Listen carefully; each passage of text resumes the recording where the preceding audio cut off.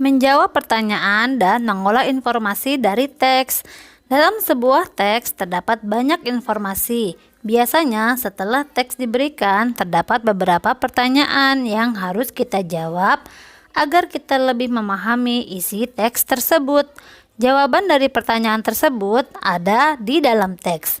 Kamu dapat menggarisbawahi kalimat-kalimat penting untuk memudahkan menjawab pertanyaan. Misalnya, kalimat yang menyatakan tokoh, tempat, sebab akibat, ataupun informasi penting lainnya. Ingatlah juga arah jawaban dari kata tanya yang diberikan.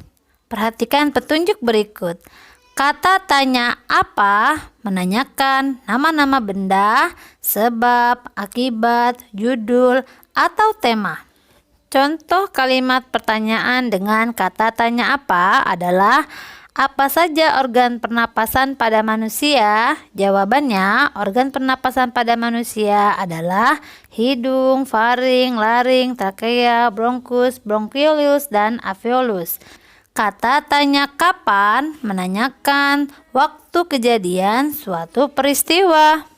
Contohnya, kapan udara pernapasan yang masuk ke dalam tubuh disaring? Jawabannya, udara pernapasan yang masuk ke dalam tubuh disaring saat berada di rongga pernapasan. Selanjutnya untuk kata tanya di mana, yaitu menanyakan tempat atau latar. Contoh pertanyaan menggunakan kata tanya di mana, yaitu di mana udara pernapasan pertama kali masuk di dalam tubuh manusia? Jawabannya, udara pernapasan pertama kali masuk ke dalam tubuh manusia di rongga hidung. Selanjutnya ada kata tanya bagaimana yang membutuhkan jawaban, cara membuat, proses, urutan, pendapat, atau sikap. Contoh dari pertanyaan yang menggunakan kata tanya bagaimana, yaitu bagaimana cara udara masuk ke dalam tubuh manusia? Jawabannya, udara masuk ke dalam tubuh manusia melalui proses bernafas.